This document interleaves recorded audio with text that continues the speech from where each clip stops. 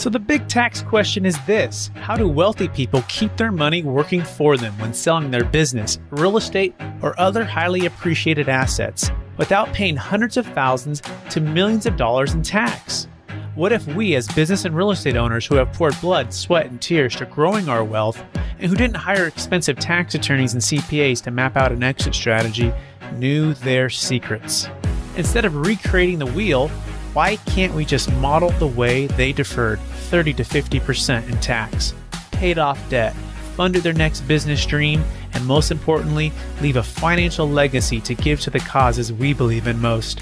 What if their secrets weren't complicated at all, and you just need a guide who is a few steps ahead of you? That is the question, and this podcast will give you the answers. My name is Brett Swarts, and welcome to Capital Gains Tax Solutions. Welcome to the Build to Billions podcast, where we guide successful entrepreneurs and investors on their journey from millions to billions. And we believe the key to scaling and compounding your wealth in life starts every single day with a mindset and practice of stewardship over ownership and applying billionaire biblical principles. Our ultimate goal is to have you scale and compound your wealth in life so you can give more, all of it away to help MVPs, the most vulnerable people. My name is Brett Swarts. Each and every episode, I'm joined by the world's top entrepreneurs, millionaires, and billionaires, where they share their stories, insights, and secrets with us so we can all level up and make a bigger impact. I'm excited about our next guest. He is the visionary and founder of AMZ Optimize and has over 13 years of personal selling experience on Amazon and a rich background in e-commerce. Not only has he helped propel others to success, he has also launched, scaled, and exited brands of his own. Today, his agency manages 8-figure revenue annually. And beyond his agency work, he hosts a podcast that features industry experts from diverse marketing and e-commerce backgrounds. He offers a wealth of strategic guidance and direction for Amazon sellers and so much more. Please welcome to the show with me, Pasha Knish. Pasha, how are we doing? I'm doing well, Brett. I'm really excited to have this conversation with you today. Thanks for having me on. Excellent. And for our listeners getting to know you for the first time, why don't you give us a little bit more about your story and your current focus? Absolutely. Yeah. So I've been an Amazon seller since 2011. Started out in the early days, or some of the early days. Some people have started out even earlier than me before, when it was just books on Amazon. But I had a pretty good start. This was before Alibaba went public, and, you could just kind of slap a private label on some product and put it out on Amazon, and it would just sell magically, send some Google ads to it. The game has changed quite a bit since then, I'll say. So it's been quite a ride, but I continue to sell. After all these years, I still have a brand. I've made an exit before. I'm working on my second one right now. And in the meantime, just helping other sellers, doing what I do best as an operations person and strategist. And, little by little, I was able to grow my agency. Since 2019, we started AMZ Optimized. I was freelancing prior to that. Now we're a full service company in terms of Amazon only is our focus, and we do the ads and the creative and the operations and strategy and kind of everything that it takes to grow on the platform. Excellent. That's what we'll be talking about today, about how to build a successful Amazon full service or selling business, and so much more. And Pasha will help us understand how to do this, which is kind of exciting because we have quite had I think a person or an expert like you on this particular part of the world. But before we go all to that, I'm just curious, who was Pasha growing up? Give us maybe your superpower or your strength that you had, and how do you use those to help and bless people today? Yeah. So I grew up in Brooklyn, New York, kind of the Big Apple, but come from an immigrant family. I was born in Ukraine, came over here when I was really young. And just been hustling and bustling my whole life. Started working at 15, doing telemarketing, and did many things, kind of sharpen my skills, and hanging out with the right crowd led us into being interested in, making some money online. And that just turned into a career for me. I studied philosophy in college, went to a pretty good school, but my last semester I dropped out to pursue this as a career and never looked back since. Now I live in the mountains of New York, and love hiking and fishing and all kinds of outdoor stuff. So I get to enjoy that kind of hybrid lifestyle where I'm working from home, but I also have access to the great outdoors and spend time with my family and kind of have that good work-life balance that we all strive towards. That's great. Fantastic. I love that background. Thanks for giving that. Now, so let's dive right into the topic, which is, the number one secret to, I guess, growing or selling on Amazon. Let's start with that. Go. Yeah, I mean, I think today growing a brand on Amazon is very different than any other time, just because, well, first of all, competition is really heavy. Second of all, there's a lot of Chinese sellers in the market, and that really changed the game once, the Chinese sellers came on. Now we're seeing all these things going on with tariffs and some of the other changes happening with maybe some of the minimum thresholds that are getting taxed. So that might change things, but luckily over time I've seen quality improve. So with that being said, I mean, I think in order to be successful on the platform, you truly have to offer something to people that is worthwhile. So you're actually solving a real problem. You're providing value in a real way.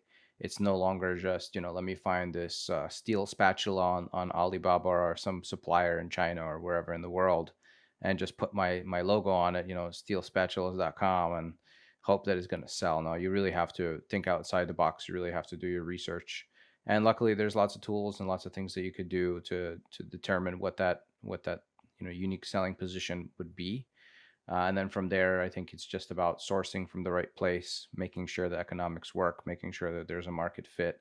And you don't necessarily have to be the cheapest to win. I think you just have to be consistent. You have to be good in terms of quality and everything. So those are the primary keys to success, I would say. And then there's some nuance to it. So Pasha, it sounds like solving a real problem is the number one thing. You got to focus on adding value in a real way. Yeah, it's no longer able to just use a standard approach.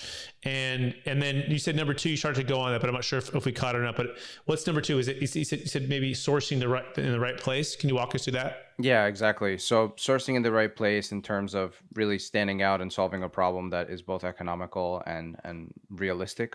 So, for example, you determine based on reviews on other listings, competitor listings, or something that you have interest in, that there's a real problem that is just not being solved, whatever that is.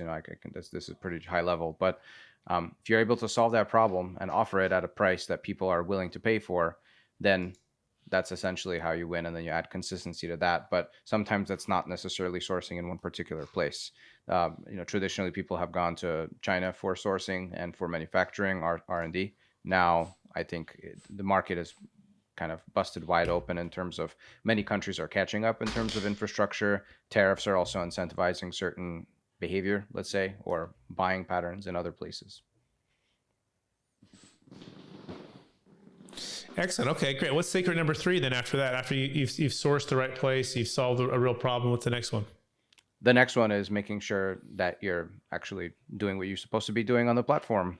That's, sometimes that's the easy part. Sometimes that's the hard part, depending on the partner that you have. And that's kind of why we exist. So, having the content show up in a way that connects with people. So your branding is parallel all across. Your unique selling points are highlighted and outlined in the content, both graphically, textually, and in video as well. And then showing up with advertising in front of the people who are really actually looking to solve the problem that you're solving. Now Amazon's moving away from only just search based on keywords and now moving closer towards semantic based search that's made possible by the advent of AI and all the things that are happening in that whole world. So those are the two. And then from there is just consistency, having inventory, making sure listings are not getting suspended or third-party sellers are not hopping on and stealing your sales. So you're there with consistency, you're showing up in the right places at the right time, and your content speaks clearly to what you're actually offering. Okay, excellent. Let's dive into a little bit. And by the way, if you want to learn more about all of this, go to amzoptimize.com, amzoptimize.com. In fact, they just did a whole webinar on AI for Amazon rank optimization webinar. Pasha can help you grow an Amazon business. Walk us through what you do and how people work with you if they're like, yeah, I want to grow an Amazon business, and yeah, I'm interested in this. What does it look like? Yeah, for sure. So usually the people who come to us, they already have some kind of, let's say, like the very base minimum, they have a product line. We don't really help with some of the really early stages, but we come in when somebody says, okay, I've been selling this product, let's say on TikTok Shop or just a D2C website, or they already have an Amazon store. We love that. Then, there's a lot less kind of initial steps or education that needs to be done. So from that point, we say, okay, we're able to take the content that you already have, If you don't have any content, if you've never gotten any photo shoots done, or you don't have any UGC created, then we'll make assets for you. We'll take the assets that you have, or we'll make them and turn it into infographics, written content, video content. We'll create the listings. We'll create the brand store. We'll create the brand story, which is another module kind of on the lower half of the page, as well as A+ content or even premium A+ content. It depends on who can qualify for what. So we'll make the improvements to the content first. That's always the first step. And we'll do a couple rounds of revisions back and forth until we get that kind of angle correct. And then we can apply that structure or that branding all across the listings.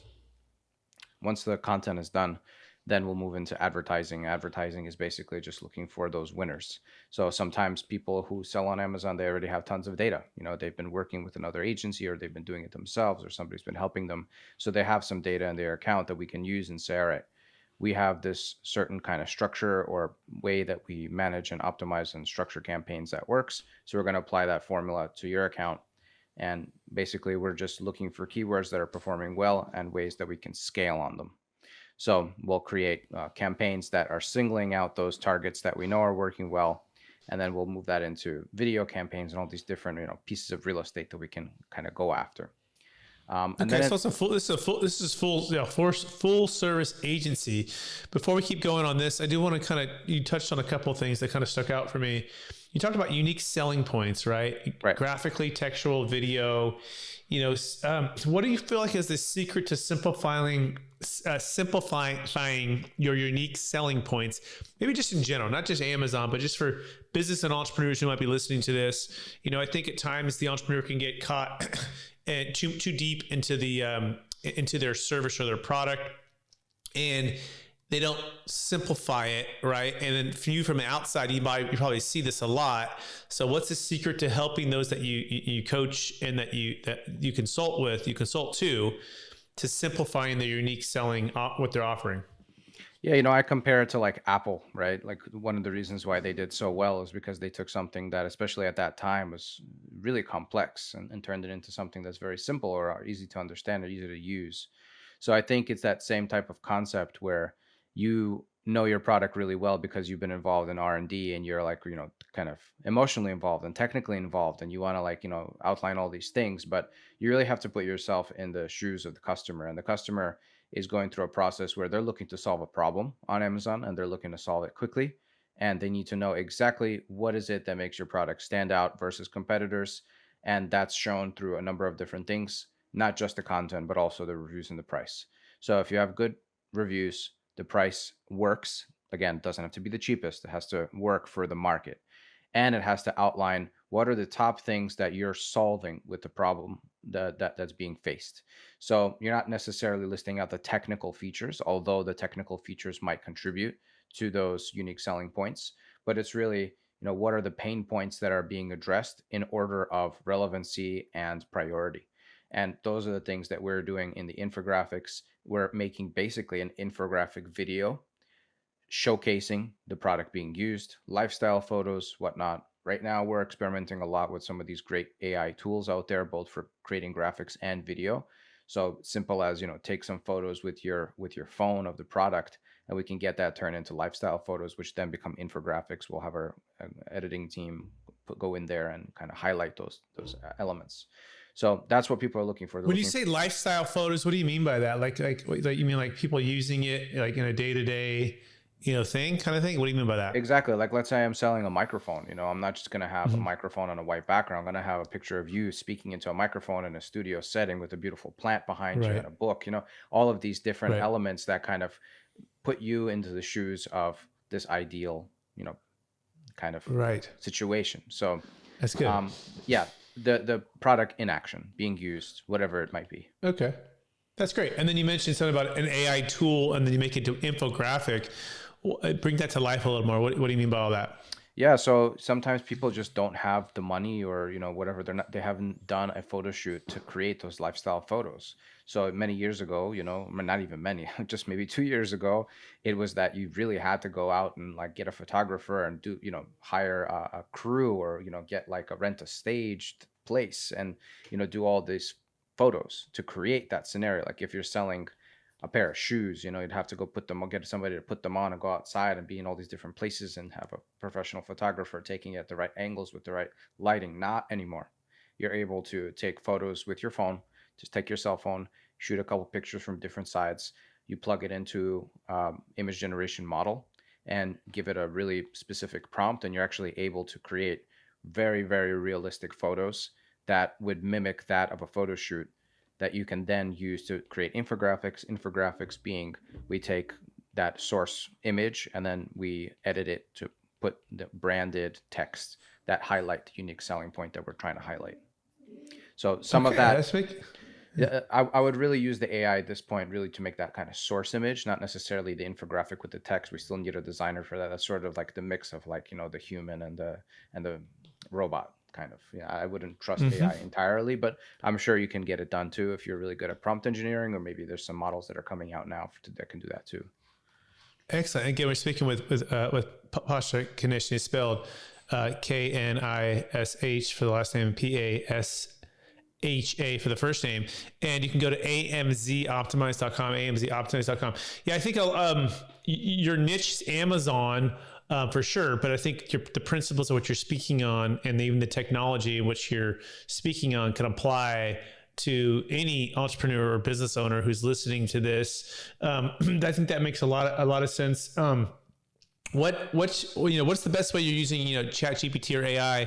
Are there certain agents that you're building or bots that you're building? Are you how are you using AI right now? Is it ChatGPT your main one, or what? I'm just kind of curious from your perspective, what are you using? I use ChatGPT probably more than Google right now, just in my personal life and in business, whenever doing any type of thing, whether it's coming from contracts to ideas to crunching, whatever information is being thrown at me through email or whatever it is. But I would say that when it comes to this type of work, we're really looking more closely at Google's models. There's something called Imagine and VO3 for image and video generation. These are newer things that Google is rolling out as part of their kind of or extension of their Gemini tool. And I feel like Google's catching up pretty fast in this AI race. So for those, I would use that. And also, Midjourney and things like that have always been around, and they're pretty good. I'm not really a huge fan of the image generation coming out of DALL-E 3, which is ChatGPT's image model. But aside from that, we are also building our own iteration of a AI tool that we intend to create as like a kind of SaaS offering. Right now it's free. You can go to amzbrain.ai to check it out for free. We've done a V2 of that. The reason it's free is because it takes a little bit of work to actually get it to produce a result for you. It's basically a system which you input 3 different reports, which we kind of walk you through in a very short video. We walk you through how to get those 3 reports, and you're able to get all of the back end information that you should plug into your listing in order to show up organically better for this more semantic based or intent based search on Amazon. So as I was mentioning earlier, keyword-based search is going away. Semantic-based is kind of coming into play more. And the way that Amazon is knowing when to show you up in these kind of semantic or intent-based searches is by the information that you have in your backend. So we're creating a tool that makes it so you get all of the exact values that you need for your product to plug into the backend. Many people don't even fill out these terms because they don't even know what to put there. It's kind of like somewhere hidden. You don't really see it on the front end, so most people just don't even do it. So that's why we created a tool to kind of do that for you. And pretty soon we'll be offering a 3rd iteration of this tool where you'll just plug in your account and we'll crunch everything in the back end. You won't have to upload any reports. So the good news is it'll be easy to use it. The bad news is it won't be free anymore. So anyway, you can check it out. Okay. Yeah. amzbrain.ai. Again, that's amzbrain.ai. Now, yeah. Again, not everyone listening to this is going to be like, okay, I want to go start an Amazon store, right? Sure. For sure. But I'm feeling like some of these things are probably applicable to different businesses as well. Yep. You said semantic based versus just, keyword search. Does your tool also help with others that are not selling on Amazon, or is that really just focused on Amazon? It's really focused on Amazon at this moment, but I will say that this concept applies to everything across the internet. In e-commerce, this is happening on all the search engines. All the search engines want to deliver the best result because they get paid for that. They want you to get exactly what you're looking for. And so like right now with ChatGPT, you mentioned, they are now starting to work on something where you can actually shop directly through ChatGPT, and ChatGPT will get a commission or whatever from the store. You know, they're doing this whole kind of integration potentially into Shopify. So everybody right now is discovering products through these AI models. Why? Because it's so much more efficient than going on Google and going through all these websites and listings and trying to search like manually. These days, you can just kind of get your answer almost immediately. So this intent-based search and these like prompting-based searches are becoming kind of widespread, and people are just catching up to the fact that this is just a better way to save time and get what you need. So what should businesses do knowing that, you know, like ChatGPT, if that's going to be the go-to, hey, give me the best of whatever it is that I'm looking for and break it all down for me and help me to purchase it. Should they be feeding ChatGPT their details, their information, their blogs, their content, their like, what would on our side as sellers like do? Like if someone were to search, hey, I want to find a Amazon, you know, consultant to help me optimize my store. Is it good for Pasha to be feeding ChatGPT? You see what I'm saying? It's almost like, you know, you create blogs and you put them on, you know, Google News or whatever, right? You put them on, get your reviews on Google, on the Google thing. I'm trying to see, is there a way to gamify the ChatGPT system to get you to be a top in their search? You know what comes to mind when you ask that question, there's been a great thing that I've been using called Notebook LM. I don't know if you've heard of that, but that's a tool that comes out of Google. And what Notebook LM allows you to do, it's a model that you can upload multiple sources and prompt or query against. So what that means is, like, for example, I do that with my podcast. I have 60 episodes. So I have some people on my team that they would need to kind of like get some knowledge like out of my head. And instead of asking me, every episode, we upload that podcast into Notebook LM. And now they have a knowledge bank of all the things that I've spoken about with all these different experts in my field. And so they can just query against it and get information out of it. And that will work across many different sectors. So for example, if you have your product, give it all the sources, give it all the detail pages from every listing you've ever done, give it all the whatever documents that you have or files that you have in your Google Drive. Just upload everything into there, and you've just essentially built a model which knows everything about that product, and now you can ask it questions and it's going to give you the answer that you're looking for.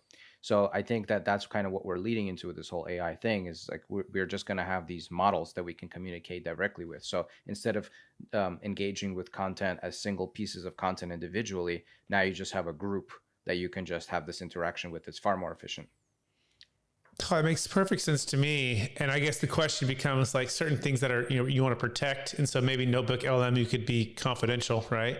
And then other things that you maybe want to I'm thinking about ChatGPT, right? Like if you had, 100 people that you knew that all use ChatGPT and they all uploaded your blogs or your YouTube videos or whatever, your content, your authority be around it. I'm wondering if that's kind of how Google has all the backlinks for different, if you're on different shows and different things and all, it helps to get the rating, the promotion rating to get to the top search.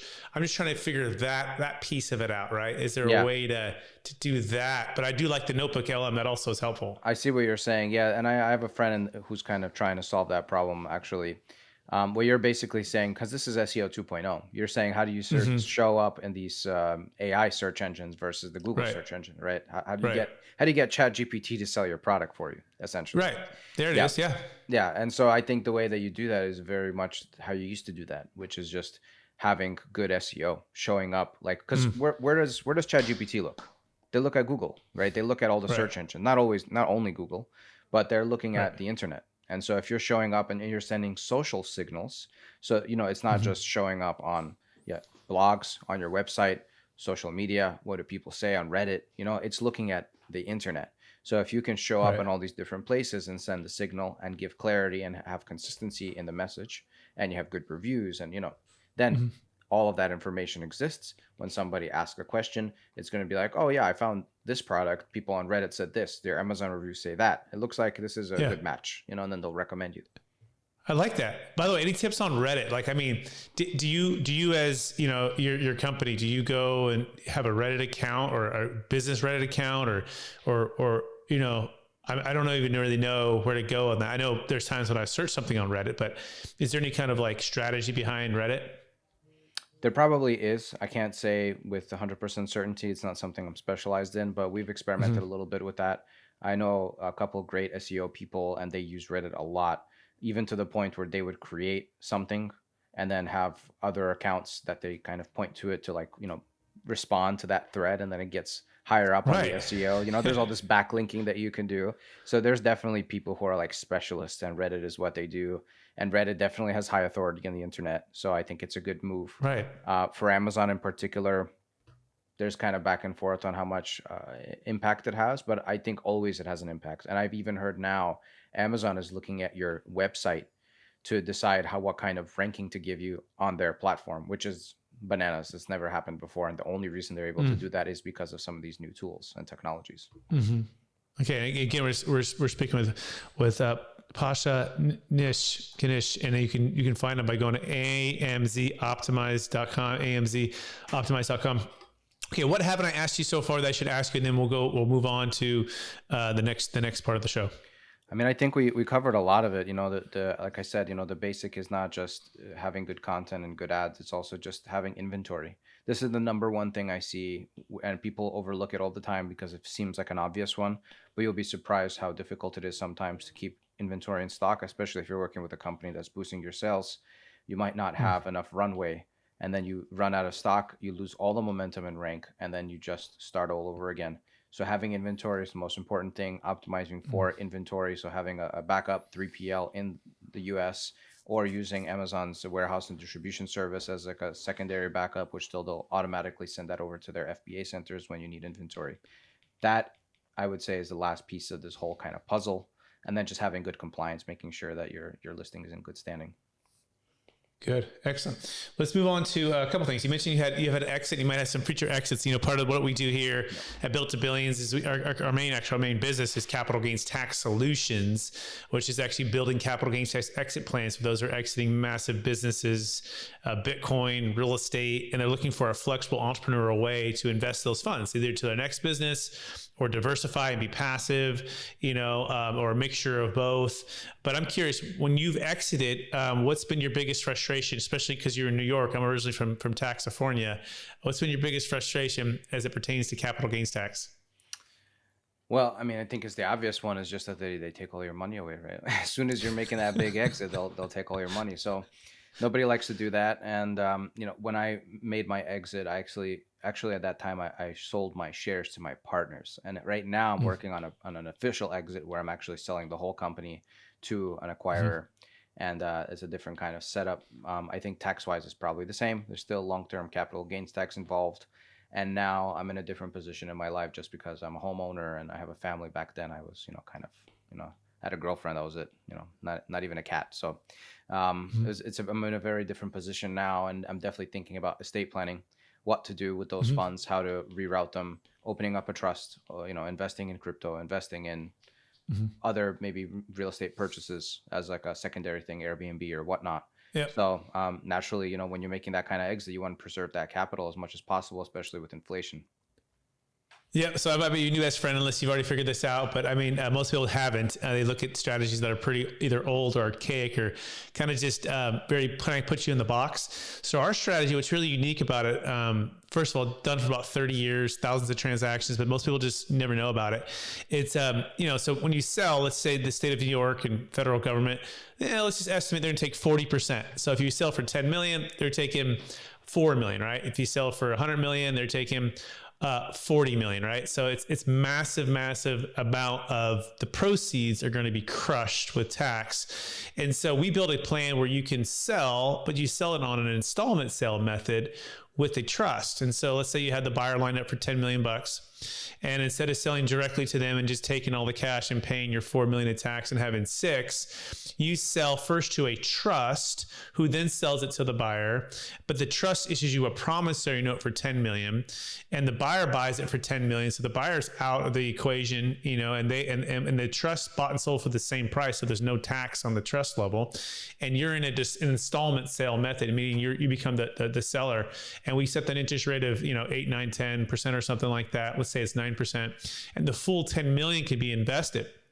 and they can, let's say, earn 9%, $900,000 of passive income. So you have an extra 4 million or 40% more compounding power or money capital working for you, and it can go on for as long as you want. And then the cool thing is, once the 10 million is there, as an example, you can partner with the trust. And so as an entrepreneur like yourself, and you're young, you're going to do the next deal, it can be the seed capital for that next venture, which is my favorite part about it for the entrepreneurs we serve, because they're not going to want to just retire. They want to go to the next deal or buy that Airbnb property, right? They can get that bonus depreciation to cost seg and offset active income with real estate professional status.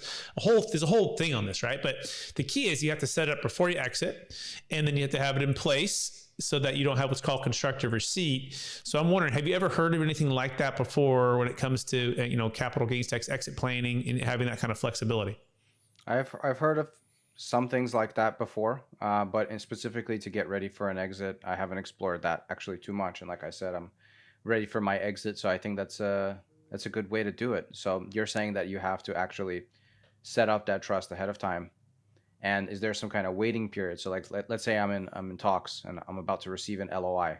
So I want to just make sure that whole setup is done and the transfer is made before getting the LOI. And then from there on, we can just move forward. So our favorite answer is it all depends. But what we like to typically do is just give you option language during the LOI stage. So it just has an option for you to explore it. No cost or obligation to use our services.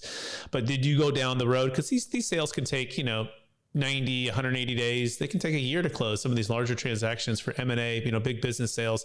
And so the cool part is we work in the background alongside of the M&A attorneys and the advisors and all that, but we give you the option language up front so that the buyer doesn't seem like they're going to do you a favor at the end of the deal.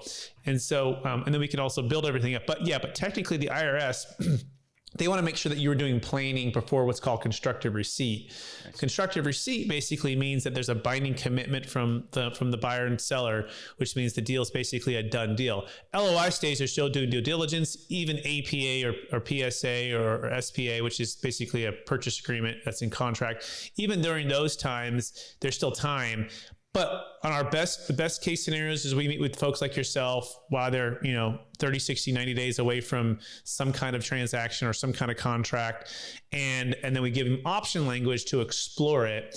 And that's basically it. And then we actually build the trust during the transaction, right? Before it closes. And then you can assign your interest. And if it's depending if it's, a stock sale versus an asset sale, there's some different nuances there, but ultimately smoke clears, whatever you sold, instead of having to pay, immediately 20, 30, 40, sometimes 50% of the gains, right? And tax, you get to defer all of that. And then you literally can go on past your kids. You can just keep compounding it. I mean, it sells itself because it's just a mathematical equation, right? To be honest. Now there's a third party unrelated trustee. That's our role, right? We play that role kind of like a third party 1031 exchange company. If you've ever done one of those before, you can work with your advisors to help manage the capital. We also have some amazing advisors that we can build the team. But what we're building is like a fractional family office. But most people, they build it after the exit and then they pay the tax. We just do it before. So you have that extra amount. And then you just, keep doing what you would have normally done. We say, what would you have normally done? Well, I would have taken X amount of money out to build my, my dream house. I would have done X amount to buy my fancy car or whatever. But eventually you're like, I would have done the rest of it. I would have invested it. And you're like, okay, great, let's just do that. Right. Whatever it is. But now you have an extra, in your scenario, I'm thinking at least 40% more. Amazing. I love that. And if you wanted to, people want to learn more. Yeah, if people want to learn more, you can go to capitalgainstaxsolutions.com. We also wrote a book on it called Building a Capital Gains Tax Exit Plan with Kevin Harrington from Shark Tank in the book. And it's our story on how to do this. And so if you're an entrepreneur, you're a Bitcoin owner, you're a business owner, a real estate owner, really any asset of any kind, you have massive capital gains tax, we can build a capital gains tax exit plan to help you compound, multiply your freedom and impact. Just go to capitalgainstaxsolutions.com. Sorry, you had a question. I kind of cut you off, but I wanted to get that in there. But did you have another question on that? Definitely check out the book. My question was, if you wanted to take out cash, you pay the tax on that, right? Yeah, but exactly. not on the Just like not an on IRA.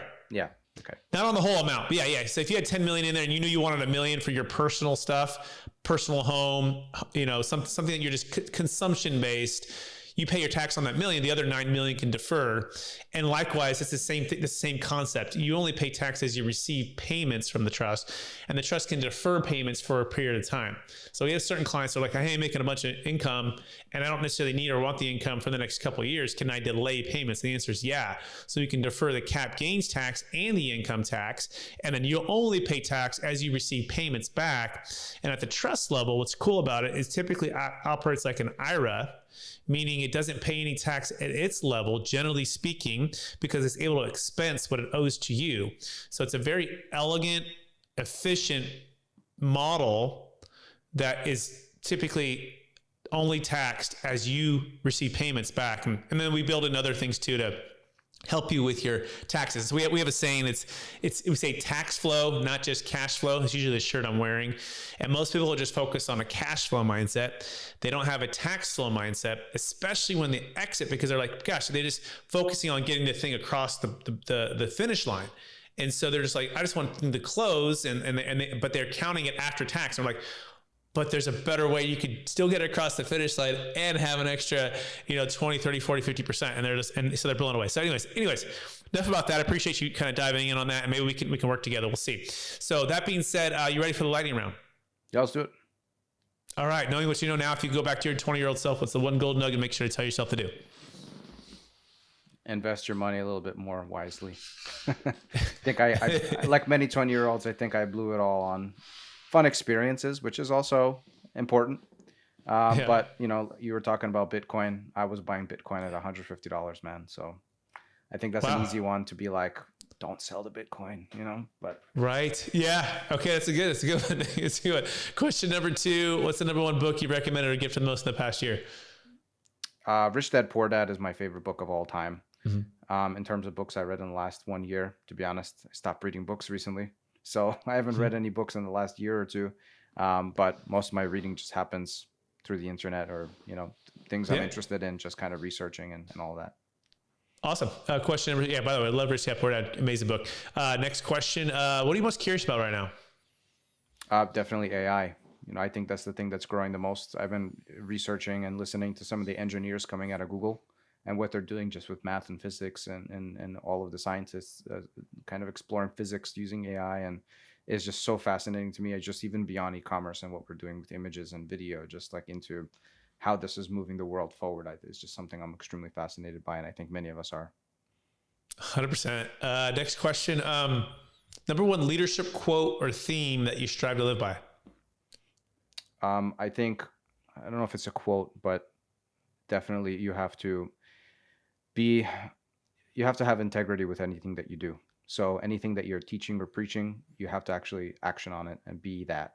So anytime I have a team of 15. So whenever I'm having pep talks with them, then anything that I'm ever telling them, it's something that I'm doing myself, as well as the role that they're playing that I'm hiring for. I've done it myself.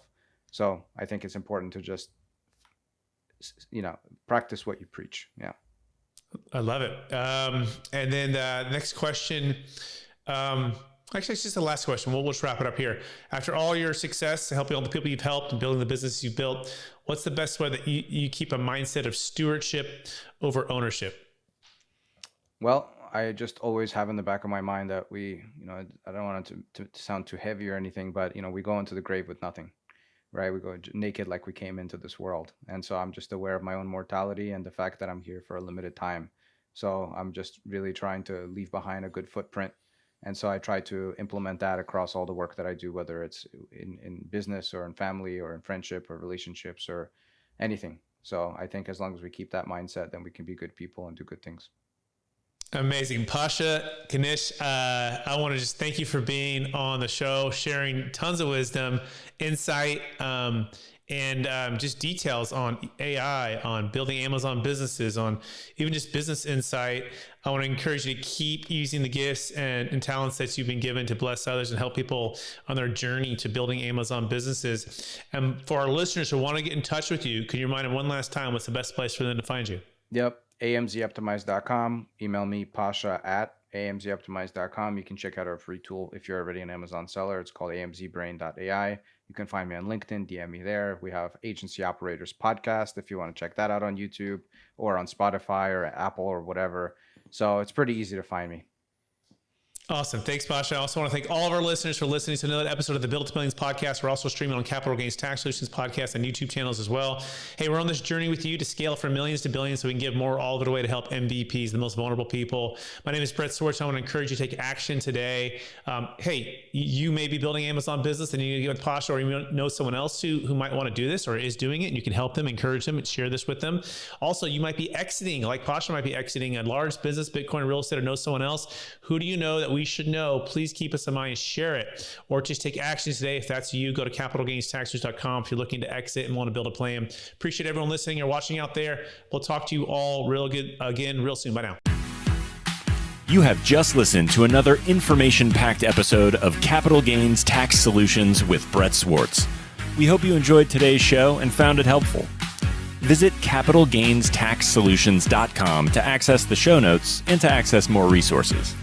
Don't forget to leave a review and join us again next time.